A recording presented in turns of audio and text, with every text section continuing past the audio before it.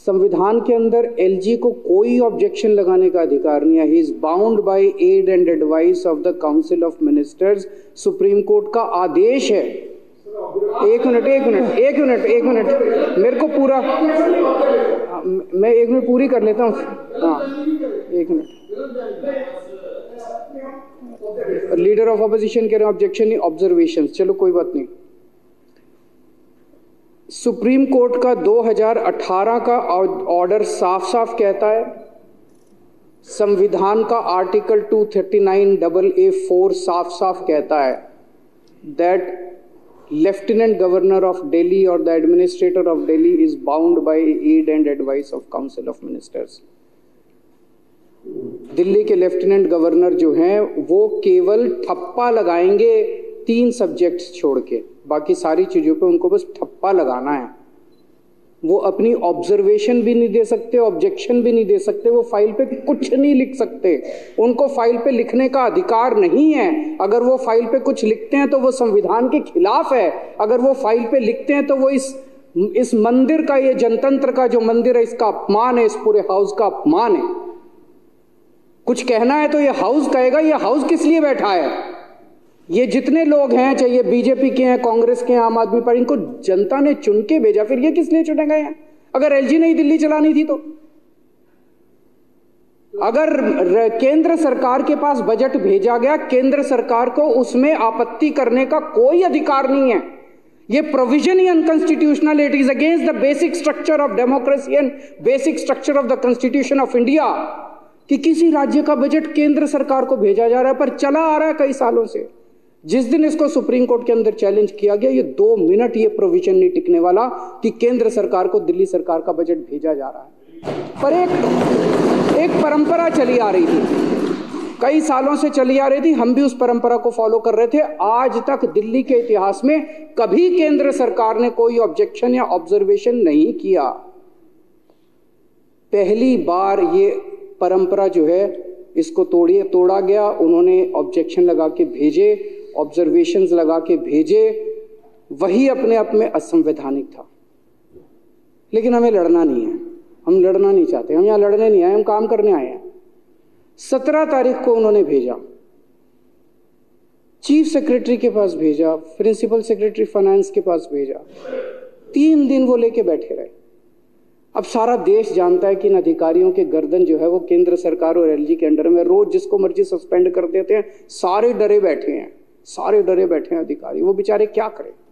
तो ऊपर से आदेश आया एमएचए से कि भाई 3 दिन तक लेके बैठे रहो। सोमवार को 20 तारीख को 21 को बजट प्रेजेंट होना था, 20 तारीख को दिन में 2 बजे मंत्री को बताया जाता है जी एमएचए से कुछ ऑब्जेक्शंस आए हैं। तो इन अधिकारियों के खिलाफ तो कार्रवाई होनी चाहिए। बिल्कुल फाइल जो है उसके संबंध में उसके बाद बार बार फोन कर रहा है मंत्री। फाइल उसके बाद शाम को 6 बजे पुटअप की गई। उसके बाद अफरा तफरी के अंदर मंत्री ने नोट बनाया, जो भी ऑब्जर्वेशन थे। हमारे पास एक ऑप्शन था, हम लड़ लेते, कोर्ट चले जाते कि तुमने ऑब्जर्वेशन कैसे लिखे, हम तुम्हारा, पर मैंने मंत्री को कहा नहीं, हमें लड़ना नहीं है। उन्होंने जो ऑब्जर्वेशन लिखे हैं, 4 ऑब्जर्वेशन थे, चारों का हमने जवाब लिखा। कोई चेंज नहीं किया बजट में, सेम बजट। ईगो थी कि हमारा जवाब दो, दे दिया भाई साहब। आपके पैर छू लिए उनके। आप ही की जिंदाबाद है सर, पूरी आप ही हो बस, तो बाकी तो हम तो ऐसे ही हैं। क्या मिला इससे? यही मिला जो ये भी कह रहे हैं जिंदाबाद। बस ये राजनीति है, अहंकार है।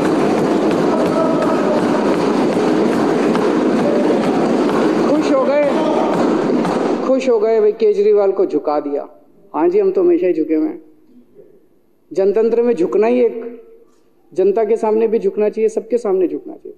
अहंकार सेटिस्फाई करने के अलावा कुछ हुआ? कुछ भी नहीं हुआ। कोई, कल ये मैं देख रहा था, टीवी चैनलों में चल रहा था कि इन्होंने इंफ्रास्ट्रक्चर से ज्यादा एडवर्टाइजिंग का बजट कर दिया, हमने इनको ठीक करने को बोला है।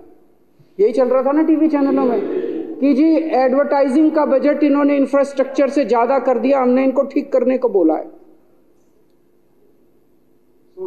उसमें बजट के अंदर 20,000 करोड़ तो इंफ्रास्ट्रक्चर पे है, 500 करोड़ एडवर्टाइजिंग पे है। अब ये 520,000 से ज्यादा होता है, ये तो हमने नहीं सुना था। इन्होंने ऊपर से लेके नीचे तक अनपढ़ों की जमात बिठा रखी है।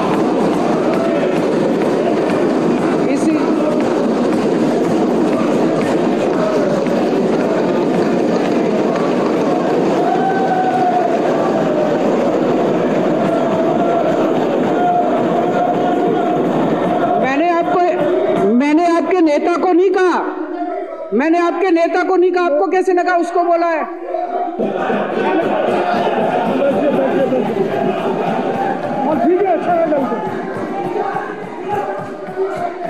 मैंने तो नाम ही नहीं लिया, मैंने तो नाम ही नहीं लिया, मैंने किसी का नाम नहीं लिया, मैंने किसी का नाम नहीं लिया, मैंने किसी का नाम नहीं लिया, मैं किसी का नाम, बैठ जाओ, मैंने किसी का, मैं तो ये कह रहा हूं जी, ये बता दो कि कहां लिखा है कि 500 की फिगर जो है वो 20,000 से ज्यादा होती है? ये तो कहीं नहीं लिखा।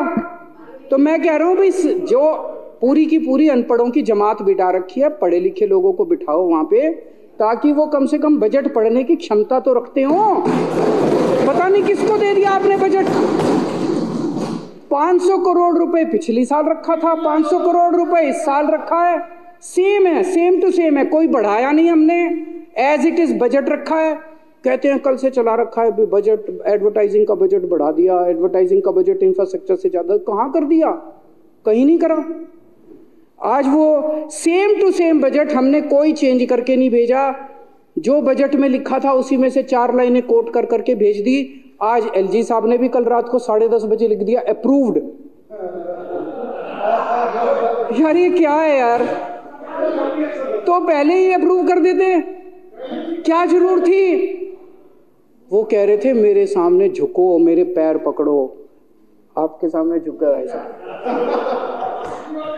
आप ही प्रभु हो, आप ही सब कुछ हो। मेरी आज इस मंच के, इस हाउस के माध्यम से अपील है, प्रार्थना है प्रधानमंत्री जी को कि प्रधानमंत्री जी, हम काम करना चाहते हैं, हम लड़ना नहीं चाहते। हमारी लड़ाई हमारे बस की बात नहीं है, हम बहुत छोटे लोग हैं, राजनीति में हम लड़ने के लिए नहीं आए, हमें राजनीति करनी नहीं आती। इस रोज रोज की लड़ाई से कुछ नहीं निकल रहा। जिस घर में लड़ाई होती है वो घर बर्बाद हो जाते हैं, जिस राज्य में लड़ाई होती है वो राज्य बर्बाद हो जाते हैं, जिस देश में लड़ाई होती है वो देश बर्बाद हो जाते हैं। लड़ाई से किसी का कहाँ भला हुआ है? कभी भला हुआ है? सबसे बना के रखनी चाहिए, सब मिलजुल के काम करेंगे, तरक्की होगी। दिल्ली ने इतना, कल आज मैं अखबारों में पढ़ रहा था, कल हमारे माननीय वित्त मंत्री जी ने इकोनॉमिक सर्वे प्रेजेंट किया, इतनी तरक्की की दिल्ली ने, देश का जो एवरेज है उससे कहीं ज्यादा आगे जाके तरक्की कर रही है दिल्ली, इतनी तरक्की कर रही है, इतनी तरक्की कर रही है। सोचो अगर ये रोज रोज के झगड़े नहीं होते तो 10 गुना तरक्की हो चुकी होती अभी तक जितनी तरक्की। हमारा डोर स्टेप डिलीवरी राशन करना चाहते थे हम, वो रोक दिया। किसका फायदा हुआ? जो राशन वाले चोरी करते थे, राशन माफिया था, उसका फायदा हुआ, जनता का फायदा तो नहीं हुआ। क्या फायदा हुआ उसका? Door step delivery of ration करने का, रोकने का। दिल्ली के अंदर 17,000 लोगों को डेली हम योगा कराया करते थे, डेली 17,000 लोगों को दिल्ली सरकार फ्री में योगा कराती थी। प्रधानमंत्री जी ने कह के वो योगा क्लासेस बंद करा दी। किसका फायदा हुआ जी? किसी का तो फायदा नहीं हुआ। 17,000 लोगों ने अगर योगा करना बंद कर दिया, आज भी याद करते हैं, मेरे को मिलते हैं, आज भी याद करते हैं, किसका फायदा हुआ? किसी का फायदा नहीं हुआ। हम अपने टीचर्स को, दिल्ली का शिक्षा जो व्यवस्था है उसकी तारीफ पूरे देश के अंदर हो रही है, पूरी दुनिया के अंदर हो रही है। उसका एक बहुत बड़ा कारण है हमारे टीचर्स और हमारे प्रिंसिपल्स ने चमत्कार करके दिखाया है। 60,000 टीचर्स उन्होंने चमत्कार करके, उनको हम ट्रेनिंग करने के लिए विदेश भेजते हैं, फिनलैंड भेजते हैं। आपने उनकी फिनलैंड की ट्रेनिंग रोक दी। किसका फायदा हुआ? किसी का फायदा नहीं हुआ। गरीबों के बच्चे अच्छे पढ़ना चालू हुए थे, बड़े इतने 75 साल के बाद गरीबों के बच्चों को अच्छी शिक्षा मिलनी चालू हुई थी। क्या फायदा हुआ? टीचर्स की ट्रेनिंग रोकने से किसका फायदा हो रहा है? क्यों लड़ रहे हो हमारे साथ यार? पिछले साल कई महीनों तक मोहल्ला क्लिनिक में टेस्ट की पेमेंट बंद करा दी, रेंट की पेमेंट बंद करा दी, बिजली के बिलों की पेमेंट बंद करा दी, दवाइयों की पेमेंट बंद करा दी। मोहल्ला क्लिनिक में, अस्पतालों में कितने मरीज सफर किए, कितने मरीज सफर किए। किसका फायदा हुआ? किसी का फायदा नहीं हुआ। फरिश्ते स्कीम थी, किसी का एक्सीडेंट हो जाए तो उसको हम फ्री में इलाज कराया करते थे। 13,000 से ज्यादा जान बचा चुके हैं उस स्कीम के अंदर हम लोग। उस स्कीम की पेमेंट बंद करा दी। बताओ, उस स्कीम की पेमेंट बंद करा दी। मरते हुए आदमी को अगर हम जान देने की कोशिश कर रहे थे, उसकी पेमेंट बंद करा दी। किसका फायदा हुआ प्रधानमंत्री जी? अभी जैसा हम लोग देख रहे हैं कि बजट रोक दिया, मेयर के चुनाव बंद करा दिए। मैं प्रधानमंत्री जी से कहना चाहता हूं, आप बहुत बड़े हैं, हम बहुत छोटे हैं। एक छोटी सी दिल्ली चला रहे हैं, हमें अपनी दिल्ली चलाने दो। आप बहुत बड़े हो, बहुत बड़ा बड़ा काम कर रहे हो, पूरे देश के अंदर काम कर रहे हो। आप अपना काम करो ना, हमें अपना काम करने दो। उनको तकलीफ ही है कि दिल्ली में बार बार आम आदमी पार्टी क्यों जीत रही है।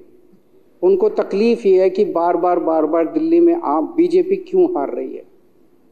मैं प्रधानमंत्री जी को कहना चाहता हूं कि अगर आप दिल्ली जीतना चाहते हो तो मैं आज आपको मंत्र देता हूं दिल्ली जीतने का।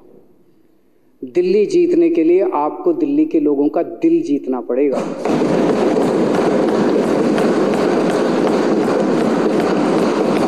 ये रोज रोज लड़ाई झगड़े करने से दिल्ली वाले आपको वोट नहीं देने वाले। मैंने अगर दिल्ली में 1000 स्कूल ठीक कर दिए, आपके पास तो बहुत पैसा है, आप 1000 नए स्कूल बना दो, देखो लोग केजरीवाल को वोट देना बंद कर देंगे। मैंने दिल्ली में 550 मोहल्ला क्लिनिक बना दिया, आप 5,500 मोहल्ला क्लिनिक बना दो। लेकिन अगर आप केजरीवाल के 550 मोहल्ला क्लिनिक रोकने की कोशिश करोगे, अगर आप हमारे स्कूलों को रोकने की कोशिश करोगे और फिर सोचोगे मैं दिल्ली जीत लूं, इस जन्म में तो नहीं जीत पाओगे मोदी जी। हमसे लंबी लकीर खींचो, जो काम हमने किए उससे लंबी लकीर खींचो। आज इस पूरे सदन की ओर से मैं प्रधानमंत्री जी को कहना चाहता हूं, हम आपके साथ मिलकर काम करना चाहते हैं। हम आपसे लड़ना नहीं चाहते, हमारे को लड़ाई करनी नहीं आती, हमको राजनीति करनी नहीं आती। हम आपसे मिलकर काम करना चाहते हैं, आपसे सहयोग चाहते हैं। हम बहुत छोटे हैं, जैसे परिवार में होता है। दिल्ली के लोग जो हैं आपके सामने छोटे भाई की तरह हैं। लेकिन अगर कोई बड़ा भाई रोज आके छोटे भाई को 2 थप्पड़ मारेगा, रोज आके उसको डांटेगा, तो छोटा भाई भी बेचारा कब तक बर्दाश्त करेगा।